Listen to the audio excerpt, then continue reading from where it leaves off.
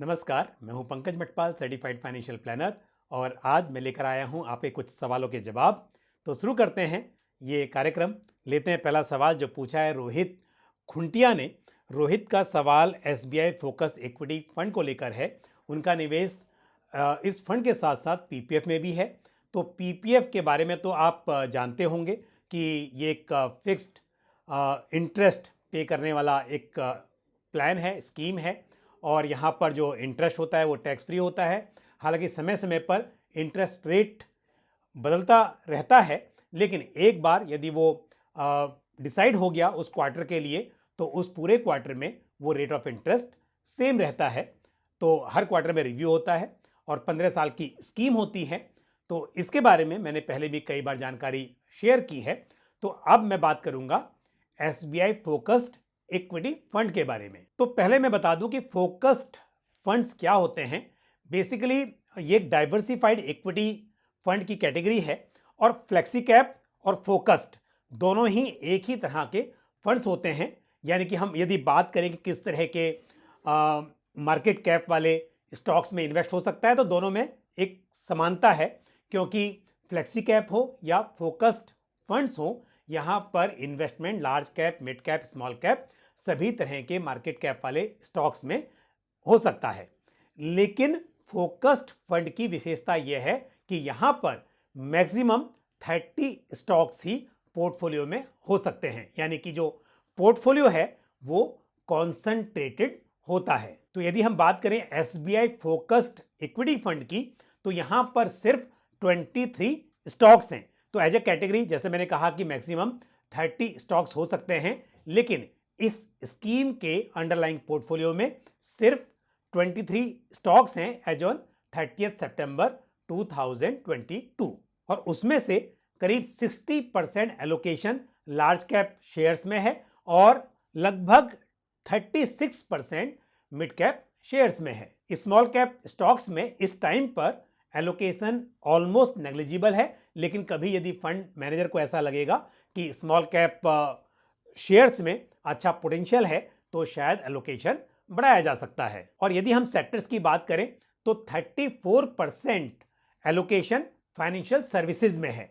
Market cap का जो allocation है उसकी बात करें तो यहाँ पर ये पोर्टफोलियो अच्छा लग रहा है। और यदि हम स्टॉक्स की भी बात करें तो मेरे हिसाब से अच्छा पोर्टफोलियो है। फंड की परफॉर्मेंस पास्ट में भी ठीक रही है और उम्मीद है कि लंबे वक्त में ये स्कीम अच्छा परफॉर्म करेगी। तो आप अपना इन्वेस्टमेंट यहाँ पर कंटिन्यू कर सकते हैं, लेकिन ध्यान रहे कि मार्केट में वॉलेटिलिटी यानी कि उतार चढ़ाव बना हुआ है और अभी आने वाले कुछ समय के लिए ऐसी उम्मीद की जा सकती है कि ये स्थिति इसी तरह रहेगी। तो आपका नजरिया कम से कम 5 साल का होना चाहिए यदि आप इक्विटी फंड्स में निवेश कर रहे हैं। और अब बढ़ते हैं आगे, लेते हैं अगला सवाल जो पूछा है निक ने। निक का सवाल यह है कि वो आईसीआईसीआई प्रूडेंशियल टेक्नोलॉजी फंड में लास्ट 1 ईयर से इन्वेस्ट कर रहे हैं और लास्ट 1 ईयर में 11% का नेगेटिव रिटर्न रहा है। तो आप क्या करें, यहाँ पर इन्वेस्टमेंट रोक दें या फिर कंटिन्यू रखें? निक, यहाँ पर सबसे पहले जानना बहुत जरूरी है कि आपने इस फंड में इन्वेस्टमेंट क्यों शुरू किया था। क्योंकि किसी भी स्कीम में जब आप इन्वेस्टमेंट करते हैं तो आपका ऑब्जेक्टिव क्लियर होना चाहिए। ये आईसीआईसीआई प्रूडेंशियल टेक्नोलॉजी फंड एक सेक्टोरल फंड है। जैसा कि नाम से मालूम चलता है टेक्नोलॉजी फंड, यानी कि इस स्कीम का इन्वेस्टमेंट आईटी सेक्टर में होगा, यानी कि टेक्नोलॉजी शेयर्स में होगा। तो हालांकि यदि हम लंबे वक्त की बात करें तो टेक्नोलॉजी सेक्टर एक बहुत ही प्रॉमिसिंग सेक्टर माना जा सकता है, क्योंकि अब जमाना है टेक्नोलॉजी का। तो आने वाले समय में टेक्नोलॉजी में डिमांड बढ़ती ही रहेगी, लेकिन इस वक्त पर कुछ जियोपॉलिटिकल रीजंस की वजह से मैं कहना चाहूँगा कि टेक्नोलॉजी में इस वक्त पर अच्छी ग्रोथ की संभावना नहीं है कुछ आने वाले और कुछ समय के लिए। और जैसा आपने देखा कि लास्ट 1 ईयर में भी टेक्नोलॉजी में अच्छी परफॉर्मेंस नहीं देखी गई।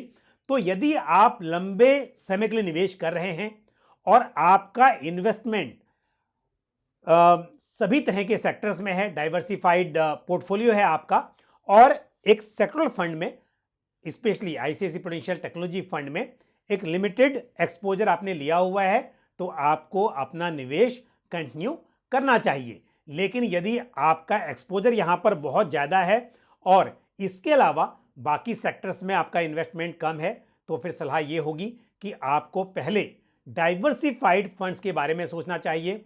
आपको मल्टी कैप या फ्लेक्सी कैप फंड्स में इन्वेस्टमेंट करना चाहिए। आप समझ सकते हैं कि जब आप किसी डाइवर्सिफाइड फंड में इन्वेस्टमेंट करते हैं तो वहां पर सभी सेक्टर्स में इन्वेस्टमेंट होता है, तो टेक्नोलॉजी में भी वहां पर इन्वेस्टमेंट होगा। लेकिन यदि आप ऐसा चाहते हैं कि आपका ऑलरेडी इन्वेस्टमेंट जो है वो डाइवर्सिफाइड है और किसी एक पर्टिकुलर सेक्टर से आपको ब्रॉडर मार्केट के मुकाबले बेहतर रिटर्न्स की उम्मीद है, तो ऐसे में आप उस सेक्टरल फंड में इन्वेस्टमेंट कर सकते हैं। और यदि मैं इस वक्त की बात करूं तो मुझे फाइनेंशियल सेक्टर बेटर लगता है। तो जैसा मैंने एक्सप्लेन किया, उस आधार पर अब आप निर्णय ले सकते हैं कि क्या आपको इस फंड में बने रहना चाहिए या इसके बजाय आपको डाइवर्सिफाइड इक्विटी फंड में इन्वेस्टमेंट करना चाहिए। और अब लेते हैं अगला सवाल जो पूछा है केयूर शाह ने। केयूर शाह ने बताया कि उनकी एज 38 ईयर्स है और वो कुछ स्कीम्स में एसआईपी कर रहे हैं। जो स्कीम्स हैं उनके नाम मैं बता देता हूं। DSP small cap, Nippon India small cap, SBI small cap, Kotak emerging equity fund जो कि एक मिड कैप फंड है, और टाटा डिजिटल इंडिया फंड, और साथ ही आईसीआईसीआई प्रूडेंशियल टेक्नोलॉजी फंड। उसके अलावा एक्सिस मिड कैप फंड भी केयूर के पोर्टफोलियो में है। और साथ ही केयूर ने बताया कि इन्वेस्को फंड, अब इन्वेस्को में कौन सा फंड है मालूम नहीं, क्योंकि इन्वेस्को तो एक फंड हाउस का नाम है, सब में 1000 पर मंथ की एसआईपी चल रही है और कुल मिलाकर 8000 पर मंथ की एसआईपी यहां पर चल रही है। और फाइनेंशियल गोल है 15 साल में 1 करोड़ रुपए। तो जानना चाहते हैं कि ये गोल कैसे अचीव होगा और ये फंड्स कैसे हैं। तो सबसे पहले केवल मैं बता दूं कि आपने बहुत सारे स्मॉल कैप फंड्स में इन्वेस्टमेंट किया हुआ है, बहुत सारे आपने मिड कैप में किया हुआ है, लार्ज कैप में आपने इन्वेस्टमेंट नहीं किया हुआ है, और साथ ही आपके पास में 2 टेक्नोलॉजी सेक्टोरल फंड्स भी हैं। इन्वेस्को फंड कौन सा है, कौन सी स्कीम में आपने इन्वेस्टमेंट किया हुआ है, नाम आपने नहीं बताया है, तो उसके बारे में कमेंट नहीं कर पाऊंगा। लेकिन सलाह यह है कि आपको इतने सारे स्मॉल कैप्स में या इतने सारे मिड कैप फंड में निवेश नहीं करना चाहिए, बल्कि अच्छा होता कि एक लार्ज कैप होता आपके पास, एक मिड कैप होता, एक स्मॉल कैप होता, और साथ में आप एक फ्लेक्सी कैप फंड में इन्वेस्टमेंट कर लेते, तो ये एक बेहतर पोर्टफोलियो बन सकता था। तो मेरे हिसाब से थोड़ा सा बदलाव यहाँ पर आपको करना चाहिए। आप एक कोई लार्ज कैप फंड जैसे कि ICICI Prudential blue chip fund या Canara Robeco equity blue chip fund, इस तरह के फंड को अपने पोर्टफोलियो में शामिल कर लें। उसके अलावा आप मिड कैप में एक ही फंड रखें। यहाँ पर जो मिड कैप फंड आपके पास हैं उनमें से कोटक इमर्जिंग इक्विटी फंड, इसको आप कंटिन्यू रख सकते हैं। स्मॉल कैप में Nippon India small cap fund एक अच्छा फंड है, आप इसे जारी रखें तो एक स्मॉल कैप हो जाएगा कि मिड कैप हो जाएगा। लार्ज कैप में मैंने नाम आपको बता दिया है। एक्सिस मिड कैप आपके पास है, आप इसमें भी बने रह सकते हैं, लेकिन कोई भी एक ही रखिए। और साथ में एक फ्लेक्सी कैप फंड जैसे कि Nippon India flexi cap fund, इसे आप अपने पोर्टफोलियो में शामिल कर सकते हैं। तो इस तरह से अपना पोर्टफोलियो बनाइए। और जहां तक आपके टारगेट का सवाल है, यदि 8000 रुपीज़ पर मंथ के हिसाब से आप कैलकुलेट करें और हम 12% का compounded annual growth rate assume करें, तो 15 साल में आपके पास करीब 38 लाख रुपीज़ इकट्ठा हो सकते हैं। और आपका टारगेट है 1 CR का, तो यदि 1 करोड़ रुपए इकट्ठे करने हैं तो सलाह ये होगी कि आप अभी अपने इन्वेस्टमेंट को बढ़ाकर 12,000 पर मंथ कर दें और उसके बाद आप 10% से हर साल अपने इन्वेस्टमेंट अमाउंट को बढ़ाते रहें। तो इस तरह से यदि 12% का CAGR आपको मिलता है आपके इन्वेस्टमेंट पर, तो 15 साल में 1 करोड़ रुपया इकट्ठा करना आपके लिए पॉसिबल हो पाएगा। और अब अगला सवाल जो पूछा है वशिष्ठा ने, वशिष्ठा का सवाल यह है कि क्या 15 से 18 साल का यदि नजरिया हो निवेश का, तो सिर्फ स्मॉल कैप फंड्स में इन्वेस्ट करना क्या सही रहेगा। यदि आप स्टैगर्ड मैनर में इन्वेस्ट कर रहे हैं, यानी कि SIP कर रहे हैं, तो बेशक मेरे हिसाब से 15 से 18 साल के इन्वेस्टमेंट होराइजन को ध्यान में रखते हुए स्मॉल कैप फंड्स में इन्वेस्ट किया जा सकता है। आप SIP करें, STP करें या फिर खुद से रेगुलरली इन्वेस्टमेंट करते रहें तो इतने लंबे समय के लिए स्मॉल कैप फंड्स में निवेश किया जा सकता है और अच्छे रिटर्न्स की उम्मीद की जा सकती है। लेकिन ध्यान रहे कि स्मॉल कैप में उतार चढ़ाव की संभावना लार्ज कैप या मिड कैप के मुकाबले अधिक रहती है, तो आपको घबराना नहीं है। कई बार ऐसा देखने को मिलेगा कि पोर्टफोलियो में रिटर्न्स नेगेटिव आ रहे हैं, लेकिन यदि आप धैर्य रखेंगे, वहां पर बने रहेंगे और जब मार्केट में गिरावट आती है तब आप और अधिक इन्वेस्टमेंट करेंगे, या फिर जैसा मैंने कहा कि एसआईपी के जरिए सेम अमाउंट आप इन्वेस्टमेंट करते रहेंगे, तो बिल्कुल लंबे वक्त में यहां पर आपको फायदा होगा, ऐसी आप उम्मीद कर सकते हैं। और अब लेते हैं आज का आखिरी सवाल जो पूछा है अमित दवे ने। अमित का कहना है कि उनकी एज 24 ईयर्स की है और अमित इन्वेस्टमेंट कर रहे हैं HDFC retirement savings fund equity plan में। तो सबसे पहले तो मैं अमित आपको बधाई दूंगा कि इतनी कम उम्र में आप रिटायरमेंट के बारे में सोच रहे हैं और आप इन्वेस्टमेंट कर रहे हैं इस गोल को ध्यान में रखते हुए, और ये बहुत ही अच्छा एक डिसीजन है। यदि जल्दी शुरुआत की जाए तो आपके लिए बड़ी पूंजी जुटाना आसान हो जाएगा। और जैसा कि आपने बताया कि 3 साल से आप इस स्कीम में इन्वेस्टमेंट कर रहे हैं, तो मुझे उम्मीद है कि आपने एक रीजनेबल अमाउंट इकट्ठा भी कर लिया होगा।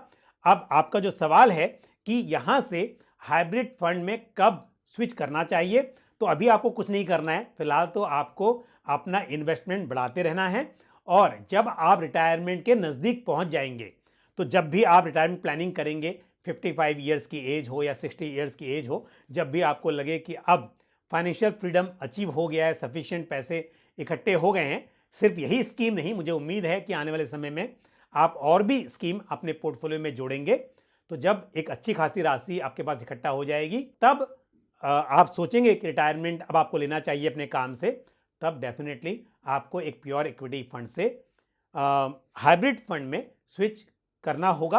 तो उसके लिए अभी काफ़ी वक्त है। फिलहाल आप फोकस कीजिए अपना जो अमाउंट है उसको बढ़ाने पर, तो आप रेगुलरली इस स्कीम में और इसके साथ दूसरी स्कीम्स में भी इन्वेस्टमेंट करते रहिए। स्कीम का पास्ट परफॉर्मेंस अच्छा है और मुझे उम्मीद है जिस तरह का पोर्टफोलियो है, आने वाले समय में भी आप अच्छे रिटर्न्स की उम्मीद कर सकते हैं। ये एक तरह से फ्लेक्सी कैप फंड है। हालांकि हम यदि कैटेगरी की बात करें तो ये एक सॉल्यूशन ओरिएंटेड फंड है। यदि पोर्टफोलियो की बात करें तो एक फ्लेक्सी कैप की तरह का इसका पोर्टफोलियो है, यानी कि स्कीम का allocation large cap, mid cap, small cap सभी तरह के मार्केट कैप वाले स्टॉक्स में है। परसेंटेज की बात करूं तो लगभग 53% एलोकेशन लार्ज कैप में है, लगभग 24% मिड कैप में, और लगभग 23% एलोकेशन जो टोटल इसका असेट अंडर मैनेजमेंट है उसका एलोकेशन 23% स्मॉल कैप में है।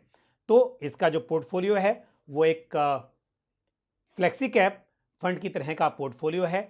और यदि हम सेक्टर एलोकेशन की बात करें तो 22% एलोकेशन फाइनेंशियल सेक्टर में है, और मुझे ऐसी उम्मीद है कि इस वक्त पर या आने वाले कुछ समय के लिए फाइनेंशियल सेक्टर अच्छा परफॉर्म करेगा।